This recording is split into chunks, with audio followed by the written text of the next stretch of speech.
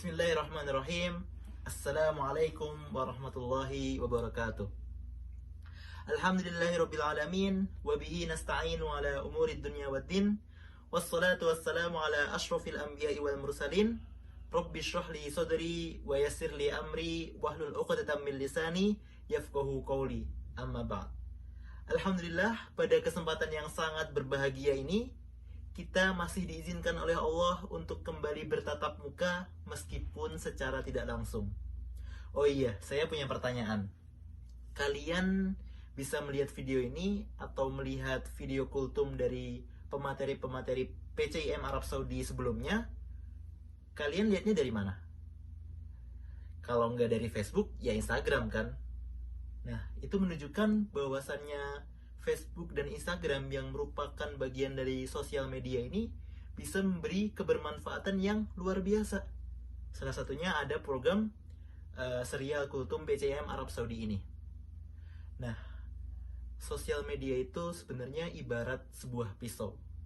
Pisau itu kalau kita tahu aturan mainnya, tahu cara memakainya, tahu barang apa saja yang bisa digunakan menggunakan pisau, kita akan mendapatkan manfaat yang luar biasa.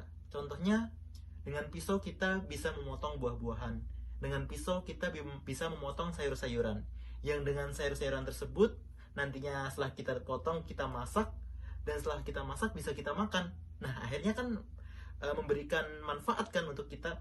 Lain halnya kalau kita tidak tahu cara bagaimana menggunakan pisau. Ibaratnya seperti ini. Inilah ya pisau, jangan ini. Nah, ibaratnya pisau ini ya. Nah, aturan main pisau kan kita memegang gagangnya, ya. Ini gagangnya, kemudian ini bagian yang tajam ya. Aturannya kan kita megang gagangnya, kemudian kita memotongnya dengan bagian yang tajam ini. Itu kalau kita paham bagaimana aturan mainnya. Nah, lain halnya kalau kita tidak paham, bisa saja kita terbalik seperti ini megangnya. Ini tadi bagian yang tajam, kita pegang, akhirnya justru melukai diri kita sendiri. Nah, begitu juga dengan sosial media.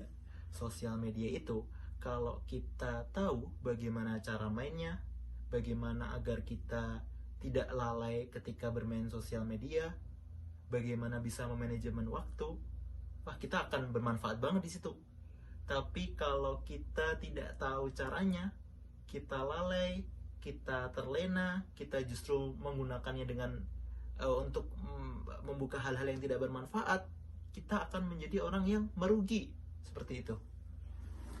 Nah, dalam kehidupan seperti sekarang ini ada 4 jenis manusia dalam berupaya meraih kebermanfaatan yang tentunya ada kaitannya dengan sosial media. Ada 4 jenis manusia. Yang pertama, beliau ini adalah seorang ustadz atau penceramah atau motivator atau apapun lah, yang memang kerjaannya itu menyampaikan kebenaran gitu, menyampaikan ilmu, menyampaikan kebenaran, menyampaikan kebaikan. Jadi kemana-mana beliau sampaikan kebaikan itu, baik melalui lisannya ataupun mungkin tulisan gitu. Jadi memang kerjanya kayak gitulah, dakwah, pergi kemana-mana. Itu yang nomor pertama. Yang kedua ada yang namanya content creator, atau ya content creator kan ya ngomongnya.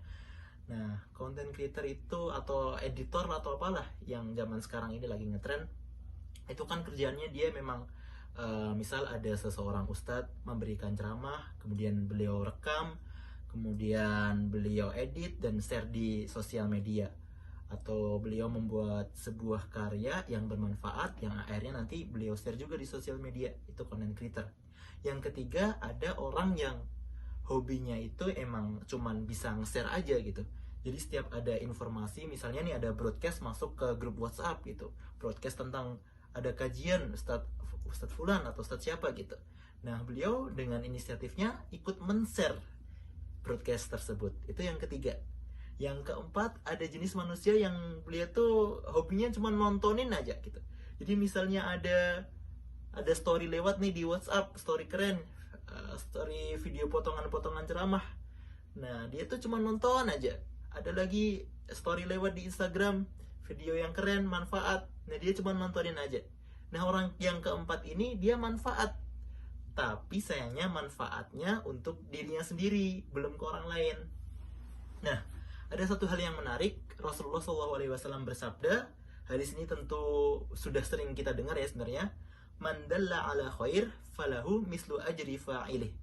Barang siapa yang menjadi perantara untuk menyampaikan kebaikan, maka baginya pahala sebagaimana seorang pelaku yang menyampaikan pahala di awal, atau orang aslinya yang menyampaikan kebaikan. Jadi maksudnya gini, tadi kan kita udah bahas itu 4 jenis manusia tuh. Yang pertama ada seorang ustadz, penceramah, motivator, ataupun apalah yang lainnya itu. Nah, orang ustadz ini kan memang kerjaannya ini ya, ceramah, memberikan kajian di mana-mana, safari dakwah, pergi ke keliling kota, bahkan sampai ke luar negeri, ataupun ya mengadakan umroh bareng, kemudian beliau menyampaikan ilmunya. Seperti itulah yang pertama. Yang kedua tadi kan ada tuh yang namanya content creator, content creator. Nah, gini, di kondisi yang sekarang ini, kondisi kita tuh lagi terbatas banget. Kita nggak bisa keluar rumah karena kondisi ini, kondisi COVID-19. Kita terbatas, mau nggak mau kita disarankan untuk stay at home. Jadi seolah-olah pergerakan kita terbatas.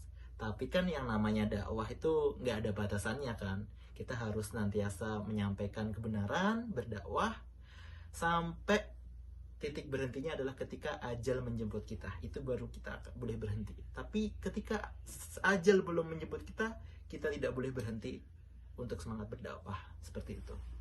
Nah, akhirnya di zaman sekarang ini, di kondisi seperti ini, dengan keterbatasan kita, bagaimana seorang penceramah tersebut tetap mengadakan kajian. Nah, akhirnya munculkan inisiatif, mungkin kerjasama nih antara seorang ustadz dengan seorang content creator tadi.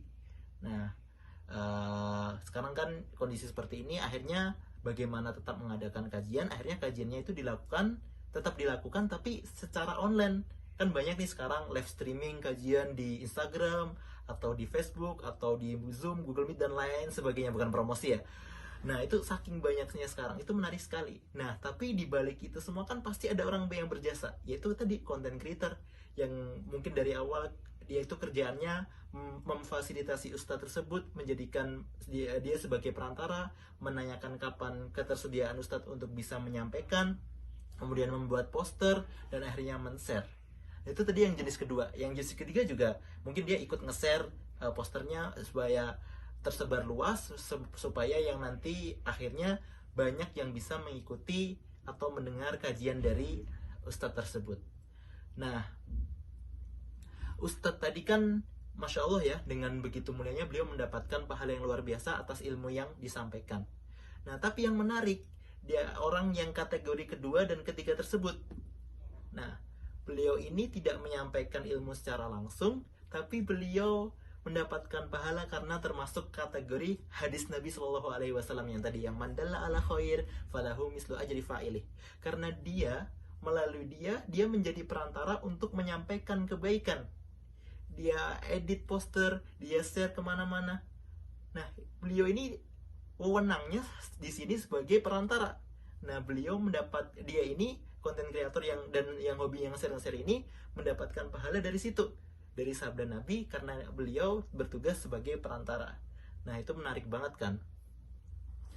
Nah, tapi bukan berarti kita tuh tidak semangat untuk menuntut ilmu ya. Artinya cuman ya yaudahlah, cuman jadi orang yang nge-share aja, enggak gitu. Karena tetap beda derajat seorang yang berilmu itu. Karena kata Allah berfirman, yarfa'illahu a'udzubillahi minasyaitonirrajim, yarfa'illahu alladhina amanu yarfa'illahu alladhina amanu minkum walladhina utul ilma darajat. Sesungguhnya Allah itu mengangkat derajat seseorang yang beriman dan seseorang yang berilmu. Jadi seseorang yang berilmu itu memiliki derajat yang lebih tinggi. Nah, itu. Jadi meskipun kita juga semangat membuat konten, tapi diusahakan kita juga bisa semangat untuk menuntut ilmu. Itu tadi.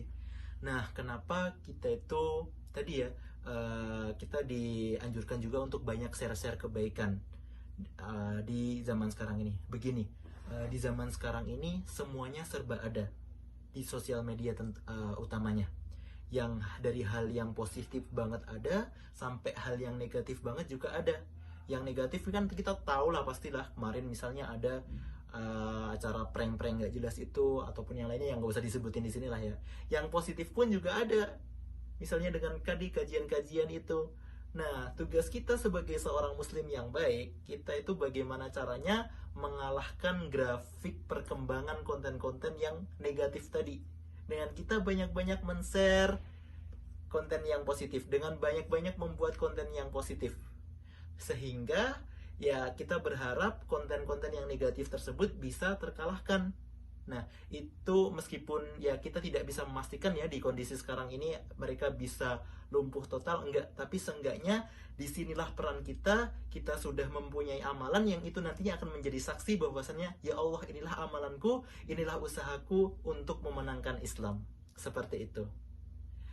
Ya, sekian saja yang bisa saya sampaikan. Yang sedikit ini semoga bermanfaat. Mungkin banyak salahnya, saya mohon maaf. Asallahu ayyaj'alana minal ladina yastami'una al-qawla fayattabi'una ahsanah. Wassalamualaikum warahmatullahi wabarakatuh.